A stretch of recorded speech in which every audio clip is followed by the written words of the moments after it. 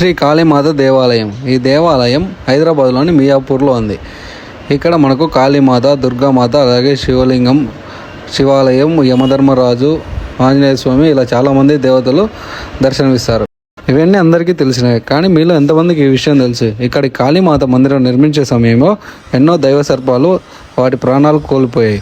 అలాగే వాటి గుర్తుగా ఇక్కడ నాగ విగ్రహాలు ప్రతిష్ఠించారు. Hi, hello guys, welcome back to our channel Mani the rider. ఇంకా ఈ దేవాలయ నిర్మాణంలో నాగ సర్పాలు ఎందుకు మరణించాయి అనుకుంటున్నారో దాని గురించి తెలుసుకోవాలనుకుంటే మీరు మన వీడియోని లైక్ చేసి మన ఛానల్ను సబ్స్క్రైబ్ చేసుకోండి. కాళీమాత మందిరాలు ఇక్కడ మియాపూర్లోనే కాదు, మన దేశంలో చాలా చోట్ల కాళీమాత మందిరాలు ఉన్నాయి. ఇప్పుడు మనం ఉన్నది మియాపూర్ కాళీమాత మందిరంలో. ఈ సృష్టి మొత్తాన్ని కాపాడడానికి, రాక్షసులను అలాగే దుష్టులను సంహరించడానికి సాక్షాత్తు ఆదిశక్తే ఉగ్రరూపం దాల్చి కాళీమాతగా అవతరించారు. ఇంకా అలాగే ఈ కాళికామాతను కాళికామాత అని, అఘోర కాళి అని, రక్తకాళి అని ఇంకా వివిధ పేర్లతో భక్తులు పిలవడం జరుగుతుంది. ఇంకా ముందుగా మనం ఈ దేవాలయం యొక్క నిర్మాణం గురించి తెలుసుకుందాం.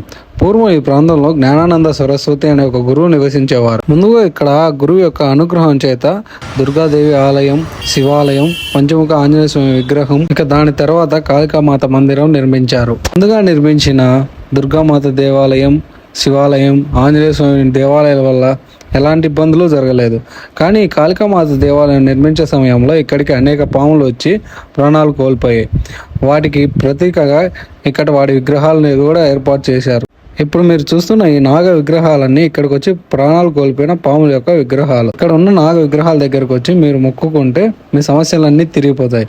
ఇంకా ఇక్కడ ఉన్న వాళ్ళు చెప్పడం ఏంటంటే, ఒకవేళ మీకు సంతాన భాగ్యం లేకపోయినా ఇక్కడికి వచ్చి ఈ నాగదేవతల దగ్గర మొక్కుంటే మీకు సంతాన భాగ్యం కూడా కలుగుతుందండి. ఇంకా మీరు ఇక్కడ చూసినట్లయితే యమధర్మరాజు వారు అలాగే వారి పక్కన చిత్రగుప్తులు ఇద్దరు ఉంటారు.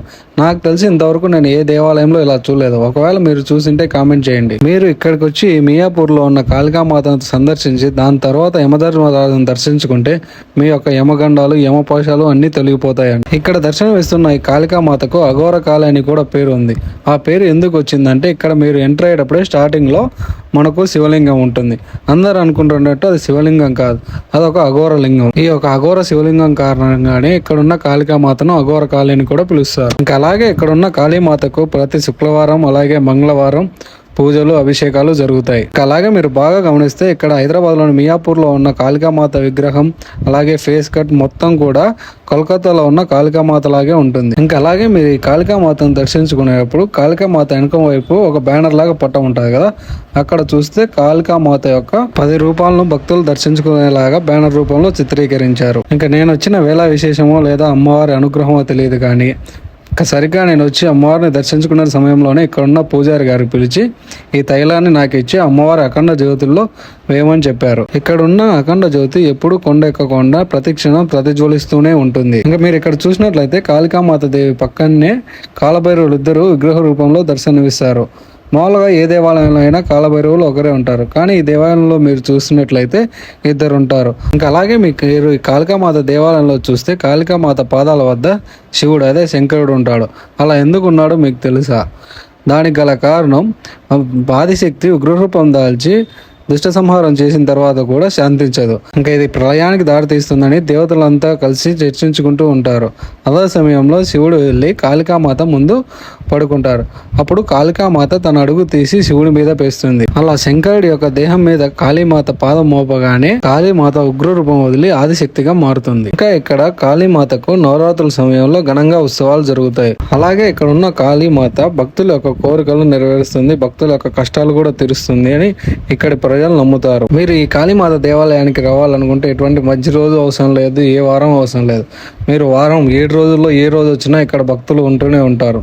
ఎందుకు అలా అంటే, ఇక్కడ మనకు ఒకే దేవాలయంలో అమ్మవారు, శివాలయము, ఆంజనేయ స్వామి, చిత్రగుప్తులు ఇలా చాలామంది ఉన్నారు కాబట్టి ప్రతిరోజు ఇక్కడ పూజలు జరుగుతూనే ఉంటాయి. మీరు వచ్చి దర్శించుకోవచ్చు. మీరు ఈ దేవాలయంలోకి వచ్చి కాళికామాత దర్శించుకున్న తర్వాత ఇటు సైడ్ వచ్చి మీరు ఇక్కడ నుంచి లాస్ట్కి వెళ్తే నాగదేవత విగ్రహాలు ఉంటాయి. అక్కడికి వెళ్ళి నాగదేవతను ముక్కోవడం వల్ల మన కష్టాలన్నీ తొలగిపోయి, అలాగే ఎవరికైనా పిల్లలు లేకపోతే పిల్లలు పుట్టే అవకాశం కూడా ఉందంట. మీ ఫ్రెండ్స్ లేదా మీ చుట్టుపక్కల ఎవరైనా ఇలాంటి సమస్యతో బాధపడుతుంటే ఈ వీడియోను వాళ్ళకి షేర్ చేయండి. ఒకసారి ఇక్కడికి వచ్చి వెళ్ళిపోతే నష్టమే ఉండదు కదా.